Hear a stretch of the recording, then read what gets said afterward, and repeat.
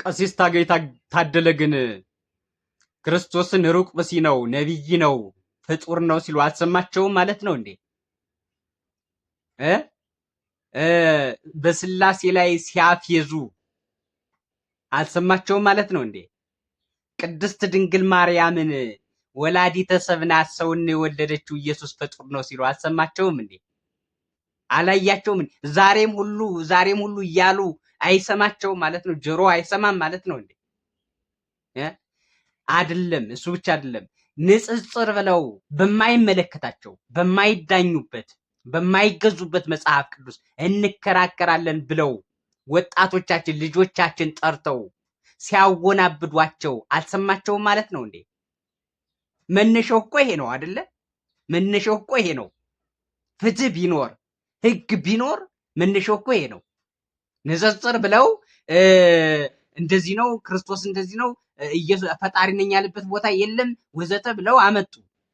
አይ ቤተክርስቲያን መጻሕፍቶቿም የታወቁ ናቸው። እንኳን መጽሐፍ ቅዱሷ ገድሉ፣ ታምራቱ፣ ቀኖናው፣ ስርዓቱ የታወቀ ግልጽ ነው። የኛ ምዕመናን አውቀው ለይተው የሚጠቅማቸውን አውቀው ነው እየተከተሉ ያሉት እንጂ ታፍነው አይደለም፣ በግድ አይደለም።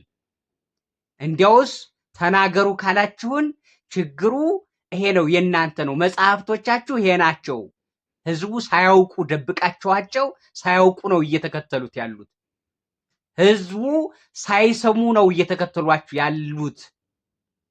ይሄ ነው መጽሐፍቶቻችሁ፣ የመጽሐፋችሁ ዶግማችሁ፣ መመሪያችሁ ይሄ ነው ብለው አወጡ። ሲያወጡ ወንጀለኞች ናቸው አለ ታጋይ ታደለ። ወንጀለኞች ናቸው፣ ይታሰራሉ አለ።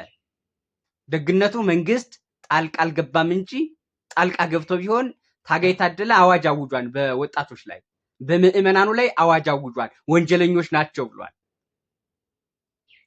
ለመሆኑ ኦርቶዶክስ ተዋህዶ ብዙ ሊቃውንቶች አሏት፣ የአብነት መምህራን አሏት።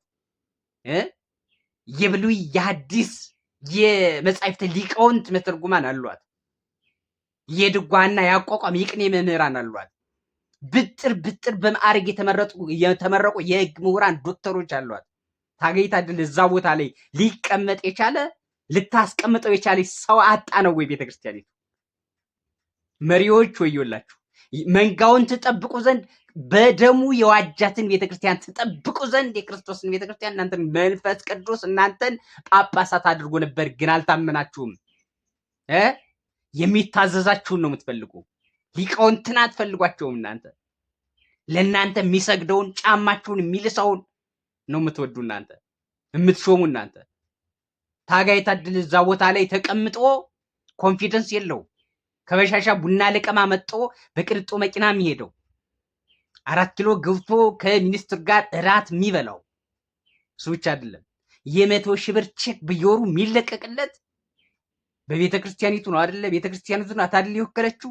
አለው ወይ? ብቃት አለው ወይ? የምን መምህር ነው ንገረኝ። 3 ሰዓት እንኳን መጾም ማይችል ዜጋ እኮ ነው። የቤተ ክርስቲያኒቱን ስርዓት እኮ አይጠብቅም ታጋይ ታደለ።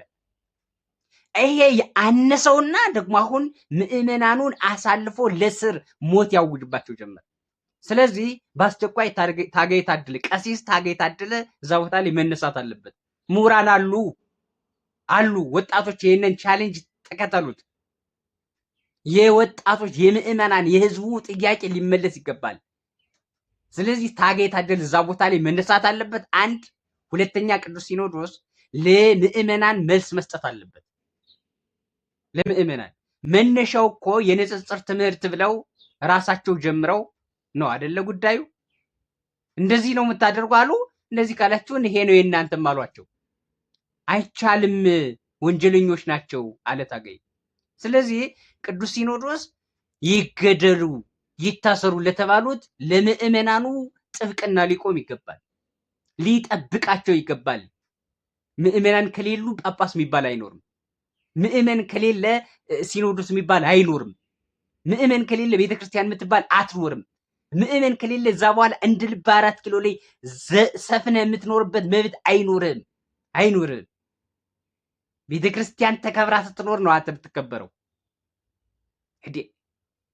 ሊቃውንቱን እኮ አሽቧ እንዲያወበኩ በየበረሃው በየገጠሩ ሰንቅራችሁ እኮ ነው። እዛ ውስጥ ከሀገረ ስብከት ከስራ አስኪያጅ ጀምሮ እስከ ጽዳት ያለውን መዋቅር ጉድ ማውጣት ይቻላል።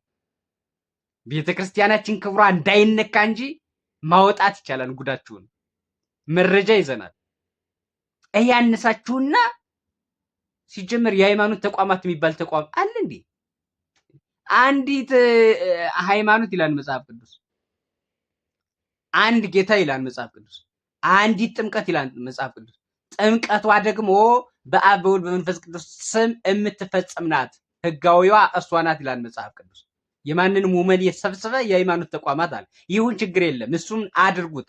ካደረጋችሁት ደግሞ በምእመናን ላይ የእስር አዋጅ ማወጅ፣ የሞት አዋጅ ማወጅ ምን ማለት ነው? ይሄ ምን ማለት ነው?